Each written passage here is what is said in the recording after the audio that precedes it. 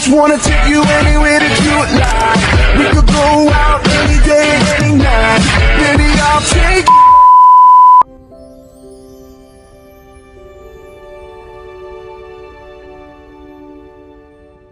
Every single minute, the equivalent of a full garbage truck of plastic enters our oceans. There isn't just an environmental problem anymore. Microplastic have been found in our food, our drinking water, and even inside our human body. So the question is there anything better? Something strong, safe, and natural that we already have access to? Actually, yes. It has been here for over 400 million years. Here is where cellulose get interesting. Each cellulose chain has hydroxyl groups, OH group, sticking out from the sides. When chains line up next to each other, those OH groups pull on each other through hydrogen bonds. Multiply that by hundreds of parallel chains, and you get a tightly packed crystalline structure called a microfibril. Now that we understand the structure of cellulose, let's explore what makes this one of nature's greatest engineering achievements. First, cellulose has exceptional mechanical strength.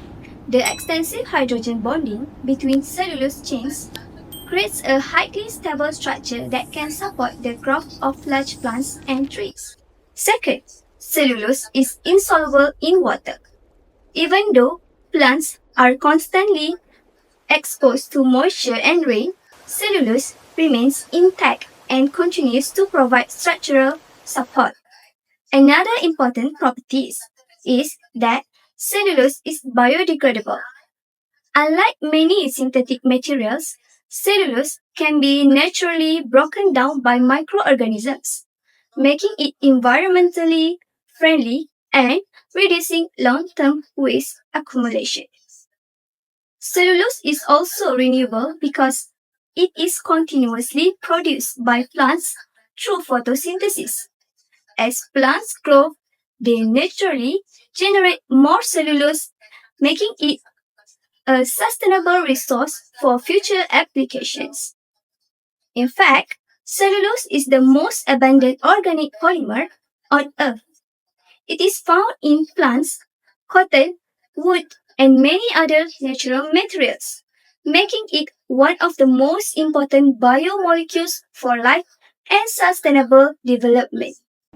When it comes to the synthesis of cellulose, there are actually 5 synthetic routes: natural plant biosynthesis, bacterial biosynthesis, enzymatic in vitro synthesis, and 2 purely chemical laboratory approaches, which is polycondensation and the stepwise addition method.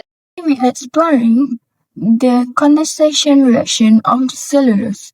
It's a fascinating polysaccharide made from beta-glucose molecules, and we are going to break down exactly how its unique arrangement allows it to support entire plants.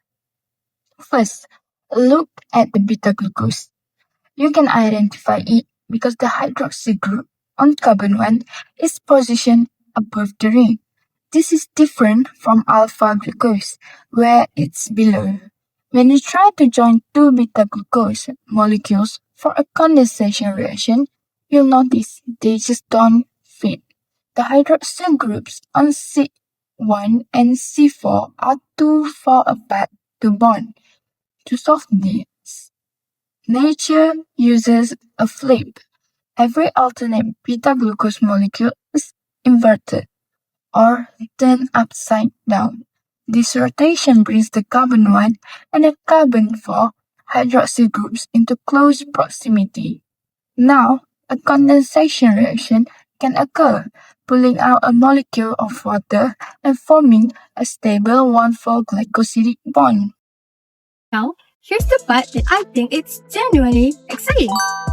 Recent research has shown that we can design new types of cellulose by changing the building blocks before they go into the enzyme. Instead of regular glucose, scientists use a modified sugar called a fluorinated glucose analog. they fed this into the CDP enzyme, but the enzyme still built a cellulose chain. But the resulting nanocellulose had completely different surface properties. What this means is that we are no longer limited to the cellulose that nature produced. By controlling the input, we can engineer the output. We can design cellulose for drug delivery system, for flexible electronic, for nanocomposite materials, and for tissue engineering scaffolds. Cellulose isn't just something that we extract from the waste. It's becoming a design platform, a starting point for materials that we haven't built yet. You probably ate cellulose this morning. Every vegetable, every grain, every fruit. The fiber in your food is mostly cellulose. But cellulose also has a growing role in medicine. When modified chemically, cellulose can form a hydrogel, a three-dimensional mesh structure that human cells can grow on. This is the basis of tissue engineering. Cellulose-based materials are being used as wound dressings that are biocompatible and biodegradable as capsules that carry drugs to a specific location in the body, and as scaffolds that support the growth of replacement tissues in the laboratory. Plastic is made from petroleum, a fossil fuel, and it can take 500 years to break down in the environment. And even then, it leaves behind a microplastic particle that enter a food chain.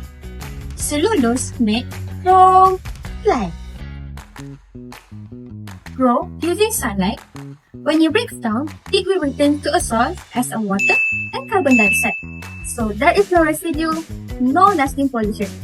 Cellulose-based materials are already replacing plastics in packaging, food wrapping, by disposable container.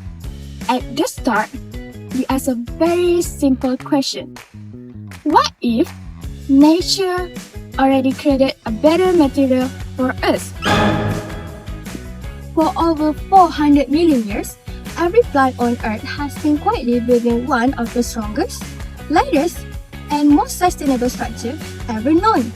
No factory required, no fossil fuels, just the sunlight, water, carbon dioxide, and one remarkable molecule.